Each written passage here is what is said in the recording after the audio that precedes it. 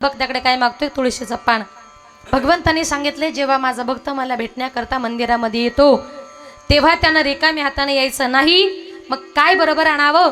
पत्रम पुष्पम फलम तोयम यो मे भक्ता प्रयशती तदहम भक्त्युपयतम मशामी प्रयतात्मनः एर पत्र पुष्पफळ ते भजवयामि स केवळ वाचुनियमचा लाग निष्कळ भक्ती तत्व. भगवान परमात्मा आपल्या भक्ताकडे फक्त पाना फुलाची फळाची अपेक्षा करतो. दुसरं काही माझा देव मागत नाही.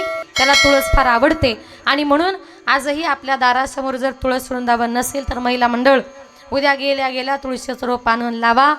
कारण ज्यांच्या दारासमोर तुळशी वृंदावन नाही ते स्मशान गरजाना स्मशानात तुळस नसते. ज्याच्या दारासमोर तुळशी वृंदावन नसेल त्याला स्मशानाची उपमा आमच्या संतांनी दिली. मग कुणाच्या दारासमोर जर तुळस नसेल तर महिला मंडळ उद्या तुळशीचं रोप आणून लावा. जी स्त्री ते तुळशीचं रोप आणून लावेल तुळशीचे रोप लावील जननी होय श्री हरी प्रसन्न त्या. आणि तुळशीचं तुलसी तुलसी असं नामचिंतन जर केलं तुलसी तुलसी वदता ऐसे नाम तयान हरे क्रोध काम नुसतं तिचं नामचिंतन जरी केलं माणसाची काम क्रोध पापे सगळी काही नाहीशी होतात. आता शेवटचं उदाहरण सांगते. तुळस आरोग्याला किती उपयुक्त आहे ऐका. एक दिवस अकबर आणि बिरबल दोघे जण रस्त्याने फिरत चाललेले होते. रस्त्याने जात असताना रस्त्यामध्ये बिरबलाला एक छोटंसं एक तुळशीचं रोपटं दिसलं. म्हणून बिरबलाने त्या तुळशीच्या रोपाला वाकून नमस्कार केला. कारण तुळस हिंदूंना पवित्र.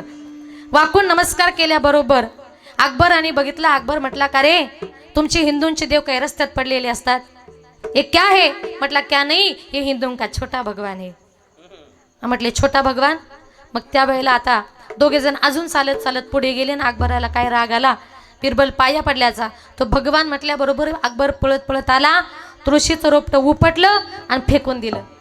तुळस हिंदूंना पवित्र. राजाला काही बोलू शकत नाही. मनामध्ये राग ठेवला आणि बिरबलाने ठरवलं राजवाड्यापर्यंत जाईपर्यंत याचा काटा काढल्याशिवाय राहणार नाही. दोघे जण पुढे चालत चालत गेले. बिरबल म्हणजे अतिशय चतुर अतिशय बुद्धीने हुशार. कुठे काही युक्ती करील त्याचं सांगता येणार नाही. पुढे चालत गेले आणि चालत गेल्यानंतर रस्त्यावर बिरबलाला एक आग्याचं झाड दिसलं. आग्या माहिती आहे तुम्हाला? आग्याचं झाड त्याचं नुसतं आपल्या शरीराला जर लागलं तर शरीराचे आगाग होते. त्याचं नावच आग्या. मग बिरबलाने काय केलं? मगाशी तुळशीच्या रोपाला वाकून जो काही नमस्कार केला ना त्यापेक्षा अधिक कमरेत वाकून नमस्कार त्यानं त्या आग्याला केला. अकबर म्हटला बिरबल बिरबल हे क्या है? क्या नाही म्हटला महाराज ये हिंदू का बडा भगवान है. आता असं म्हटल्यावर याचा राग अजून अनावर झाला. आता मोठा देव म्हटल्यानंतर अकबर असा पळत पळत गेला आणि त्या आग्याचं झाड असं मोठं होतं आणि त्याला उपटून फेकायचं म्हणून पळत गेला आणि त्यानं त्या आग्याला कवळी मारली. कवळी मारल्याबरोबर त्याचं नावच आग्या. सगळ्या आगाची आग झाली. धावू लागला. अकबर उड्या मारू लागला. रडू लागला बिरबल बिरबल हे क्या हुआ हे क्या हुआ? बिरबल म्हटला क्या नहीं हुआ महाराज छोटा भगवान है बड़ा भगवान से फोन किया. मग त्या वेळेला अकबर म्हटला बावळटा तुझी टिंगल बाजूला राहू दे. शरीराची आग होते दाह होतोय उपाय सांग. बिरबलाने सांगितलं महाराज याच्यावर उपाय एकच. मगाशी तुम्ही आमच्या छोट्या देवाचा अपमान केला. म्हटले हो. परत पाठीमागं जायचं त्या छोट्या भगवंताची क्षमा मागायची. तसं करावं लागलं तरी चालेल फक्त शरीराची आग शांत झाली पाहिजे. अकबर आणि बिरबल परत आले. बिरबलाने ते तुळशीचं रोपटं उचललं. त्याचा रस काढला. अकबराच्या सरंगाला लावला आणि त्याच वेळेला अकबराच्या शरीराची आग शांत झाली. इतकी तुळस आरोग्याला उपयुक्त आहे.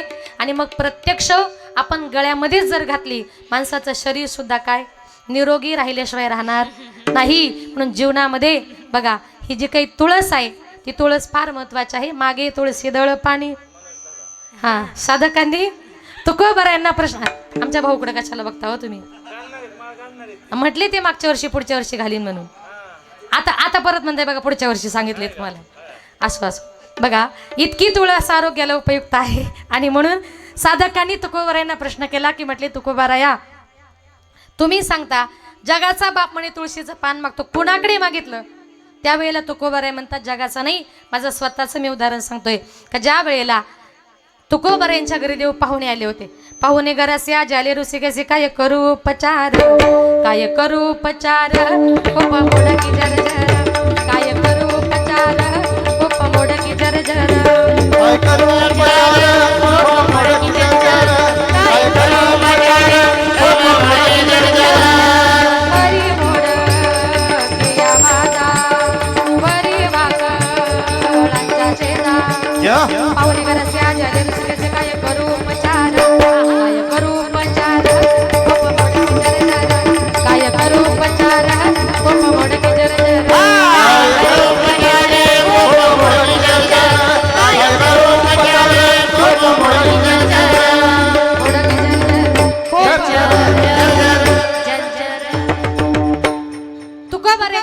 देव पाहुणे आली नेमके जेवायच्या वेळेवर पुरेसं अन्न तुकोबाऱ्यांच्या घरात नव्हतं.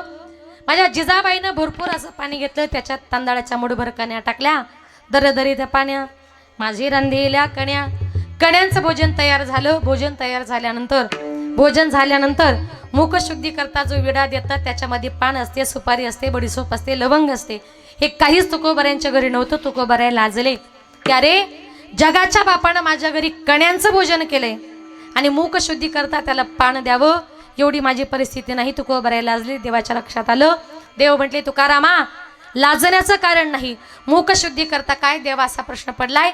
म्हटले हो देवा, बाहेर तुळशी वृंदावन आहे देवा, जा एक तुळशीचं पान घेऊन या. माझ्या तुकोबाऱ्यांनी तुळशीचं पान आणलं, देवाच्या हातावर ठेवलं आणि माझ्या देवाने ते मुखशुद्धी म्हणून खाल्लं. मुखशुद्धी तुळशी दळ तुका म्हणे मी दुर्बळ, मागे तुळशी दळ पाणी. भगवंत म्हणतात तुम्हाला मला शोधायचे, मी कुठे? नाहम सामी वैकुंठे योगी नामच हृदय यत्र मद्भक्त गायंती तत्र तिष्ठामी नारदा. माऊली म्हणते किंबहुना पांडवा हरिपला घेवसावा, जेथ नाम घोष बरवा करीती माझे भक्त गाती तेथे नारदा मी उभा जेथे, जेथे कीर्तनाची जागा तेथे पांडुरंग उभा. पुंडलिक रायची पुण्याई पाहून पांडुरंग परमात्मा पंढरपुरात सगुण साकार झाले. ते एकट्या पुंडलिकासाठी नाही, पुंडलिकाच्या नावाकरता आला पण सगळ्या जगाला सोपा झाला.